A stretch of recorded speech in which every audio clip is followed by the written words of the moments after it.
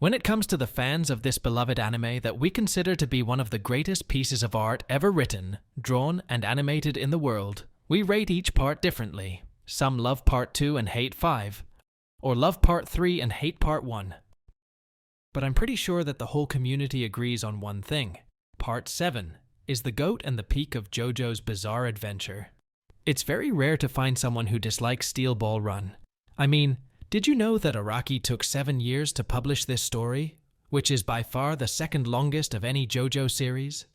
The manga literally shifted its genre from being a weekly shonen to a monthly seinen, which gave the readers more mature content.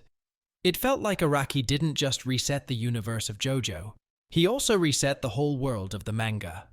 And with the success and the privilege the manga achieved, being the second best manga rated of all time on my anime list, we can easily expect the anime to follow the same path and sit on the thrones of the anime world once it's released. But why are the expectations so high, and what makes this part special? That's what we want to discuss in this video. But before we start, this is a warning to everyone. This video will contain spoilers. First, let's talk about the story. The story takes us back to the year of 1890, a very extensive and strenuous horse race, which is about 6,000 kilometers long, is taking place in San Francisco, California. The destination? New York City. What will the winner get? 50 million USD. Hundreds of people from all over the world have come to participate in this esteemed race. A famous jockey from England, a master of spin hailing from the Kingdom of Naples, a nun from the Vatican, a native Indian who runs barefoot, an Egyptian who participates with a camel, and even a former horse racer who can't walk, and many, many more. Now, just imagine all the horses racing in different states, with different environments from snowy weather that can affect the horse's movement to a hot, dry, and harsh one that can slow them down.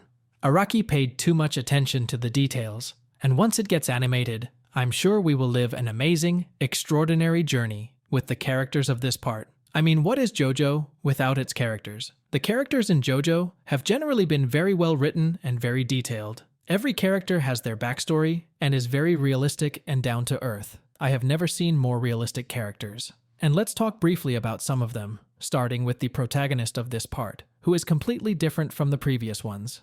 At first, I'm sure that most of you won't like Johnny Joestar. In his youth, he was a cocky brat with promising horse jockey skills, until he gets shot and crippled by a guy he pissed off in a line. He was a man who let fame get to his head, giving him such a massive ego that he cared for nothing but the luxury of being rich, and that cost him a lot, making him what he is today. A crippled man. His backstory is tragic. His father was abusive, and his brother was supportive, but unfortunately died after an accident with Danny, who is a rat in this universe. After his brother's death, Johnny's father even said that God took the wrong child to Johnny's face. You can clearly see Johnny's character, and how he handles things, and why he's so cold and hopeless. But our hero goes through what we can call redemption or character development, both in morals and in achieving noble goals. His character takes a complete turn when he, of course, gets along with his Jobro, Gyro Zeppeli. Yes, Araki once again brings back the Zeppeli bloodline into Part 7, but in a more interesting way than before. Gyro deals with Johnny at first for what I believe to be an alliance in the Steel Ball Run race, just so Gyro can win easier. Meanwhile, Johnny believes Gyro holds the ability to restore his ability to walk. Gyro is a very charismatic, confident, short-tempered character, with a lot of mystery and a bad temper. But as the story progresses, his funny side starts to appear. The Mozzarella song and Eat Shit Asshole Fall Off Your Horse, and a lot of other hilarious moments between the two. Trust me, the two have one of the best chemistry you'll ever see.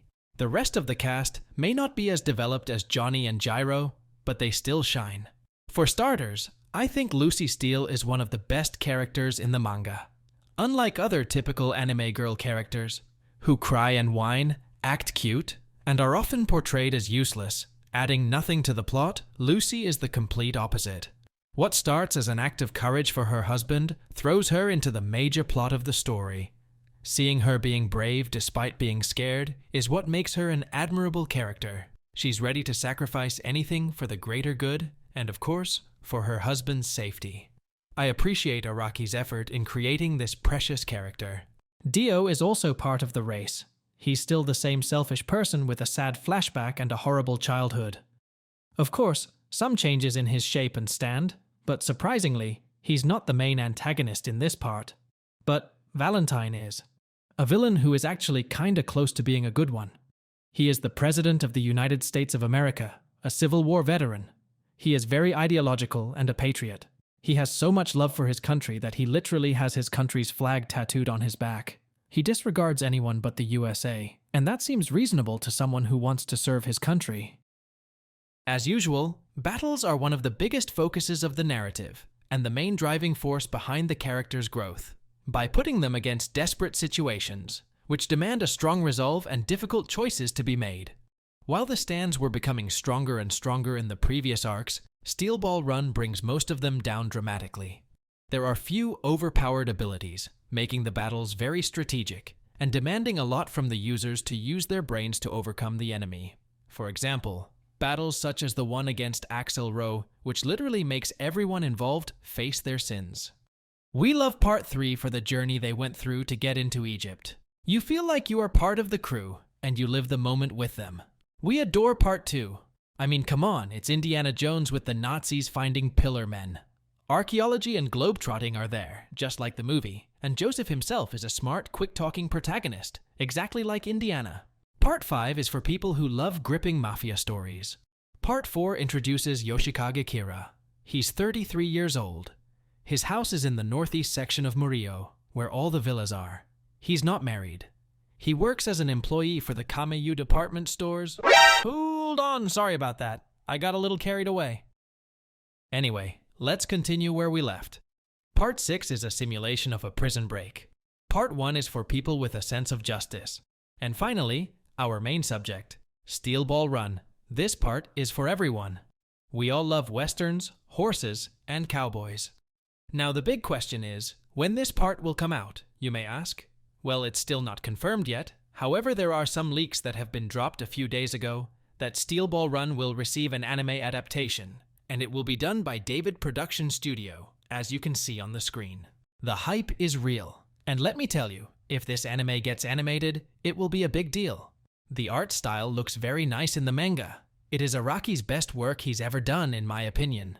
Each character is very unique and different from another, and the design is flawless, most likely the best I've ever seen. The horseback racing would get a lot of people's attention, and the world building and landscape panels are pure perfection.